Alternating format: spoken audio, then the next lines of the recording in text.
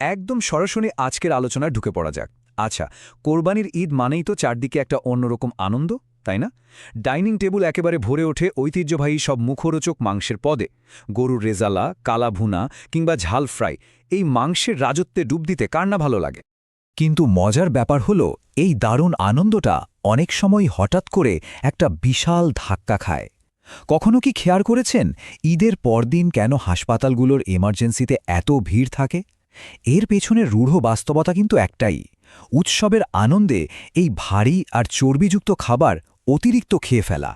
আসলে অতিরিক্ত রেডমিট এক বসায় প্রচুর পরিমাণে খেয়ে ফেললে ঠিক কি কি হতে পারে সেটা একটু মিলিয়ে দেখা যাক। শুরু হতে পারে পেটে তীব্র ব্যথা, মারাত্মক অ্যাসিডিটি বা গ্যাস্ট্রিকের সমস্যা। এরপর রক্তচাপ আর খারাপ কোলেস্টেরল মানে এলডিএল এর মাত্রা হঠাৎ এমন বেড়ে যায় যা হার্টের জন্য বেশ অ্যালার্মিং।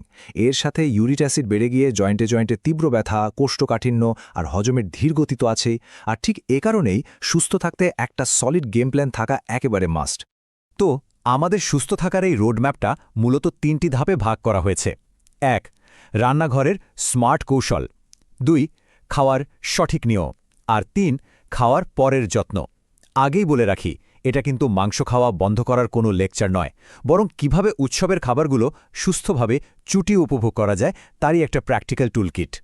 চলুন শুরু করি আমাদের প্রথম ধাপ, রান্নাঘরের স্মার্ট কৌশল বা স্বাস্থ্যকর উপায়ে মাংস প্রস্তুতি দিয়ে। কারণ সুস্থ থাকার এই আসল লড়াইটা কিন্তু ডাইনিং টেবিলে নয়, বরং শুরু হয় রান্নাঘর থেকে। বিশেষজ্ঞরা বলেন, রান্নার আগে অপরিহার্য এই ৩টি ধাপ মেনে চললে ক্ষতিকর চর্বি ও কোলেস্টেরল প্রায় ৫০% পর্যন্ত গায়েব করে দেওয়া সম্ভব। ভাবা যায়? প্রথম কাজ হল দৃশ্যমান সব সাদা চর্বি কেটে ফেলে দেওয়া। এরপর বড় পাত্রে পানি দিয়ে মাংস ১০-১৫ মিনিট সেদ্ধ করে ওই চর্বিযুক্ত পানিটা পুরোপুরি ফেলে দেওয়া। আর সবশেষে ভিনেগার, লেবুর রস বা টক দই দিয়ে মাংসটা ম্যারিনেট করে রাখা, যাতে মাংসের ফাইবার একদম নরম হয়ে যায়।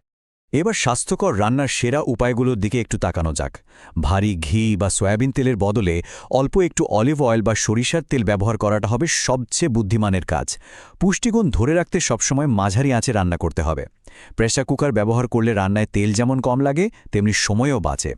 আর হ্যাঁ, মাংসে প্রচুর পরিমাণে আদা, রসুন, হলুদ ও জিরার মতো মশলা দিতে হবে। এগুলো হজমে যেমন জাদুর মতো কাজ করে, তেমনি উৎসবের খাবারের স্বাদও কিন্তু ১৬ আনায় ধরে রাখে। এবার আসা যাক দারুণ একটা প্রি মিল হ্যাকে, পেঁপে পাতার গুঁড়ো আর অ্যাপল সিডার ভিনেগার। যারা ভারী মাংস খাওয়ার আগে পাকস্থলীকে আগে থেকেই রেডি রাখতে চান, তাদের জন্য ডায়েট এক্সপার্টরা এটা খুব সাজেস্ট করেন। ভারী খাবার খাওয়ার ঠিক ৩০ মিনিট আগে পানির সাথে এগুলো মিশিয়ে পান করলে হজম প্রক্রিয়া খুব চমৎকারভাবে তার কাজ শুরু করে দেয়। এবার আমাদের দ্বিতীয় ধাপ, খাওয়ার সঠিক নিয়ম, মানে ঈদের ডাইনিং টেবিলটা কিভাবে ন্যাভিগেট করা যায়। ঠিক এই সময় তো উত্তেজনা সবচেয়ে বেশি থাকে, তাই স্মার্ট কৌশলগুলোরও সবচেয়ে বেশি দরকার পড়ে এখানে। সবচেয়ে গুরুত্বপূর্ণ পয়েন্টটা হলো এই নির্দিষ্ট সংখ্যাটা, ১০০ থেকে ১৫০ গ্রাম।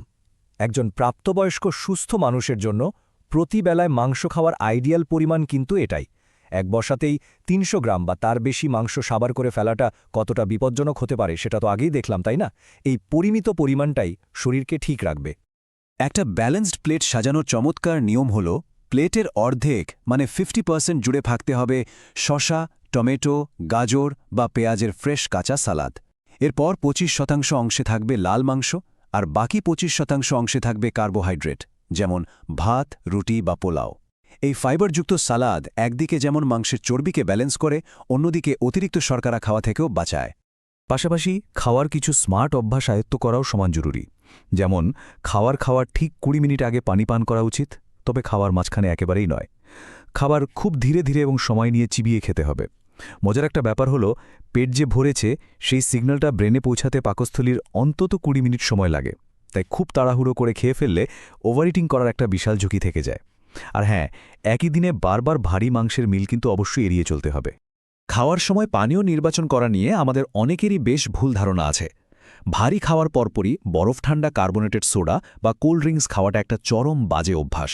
এটা হজম প্রক্রিয়াকে মারাত্মকভাবে স্লো করে দেয়। এর বিপরীতে একটা অসাধারণ উপকারী অভ্যাস হল হালকা গরম জিরা পানি, পুদিনার জুস বা লেবুর শরবত পান করা। এগুলো চর্বি কাটতে একেবারে ম্যাজিকের মতো কাজ করে। এবার আসা যাক আমাদের শেষ এবং খাওয়ার পরের সবচেয়ে গুরুত্বপূর্ণ ধাপে, সুপারফুড ও লাইফস্টাইল হ্যাকস। এত সব মুখরোচক ও ভারী খাবার হজম করতে শরীরকে কিভাবে একটু হেল্প করা যায়, সেটাই এখন দেখার বিষয়। নিউট্রিশনিস্টদের মতে ভারী খাবারের পরপরই একটা ডাইজেস্টিভ রেস্কিউ স্কোয়াড দরকার। খাওয়ার শেষ পাতে 2-3 চামচ টক দই একেবারে জাদুর মতো কাজ করে, কারণ এর প্রোবায়োটিক হজম ক্ষমতা বহুগুণ বাড়িয়ে দেয়। এছাড়া পেটের অ্যাসিড নিয়ন্ত্রণে গরম লেবুর পানি, ন্যাচারাল এনজাইমের জন্য পেঁপে বা আনারস আর পেট ফাঁপা রোধ করতে আদা বা পুদিনার চা অত্যন্ত কার্যকরী।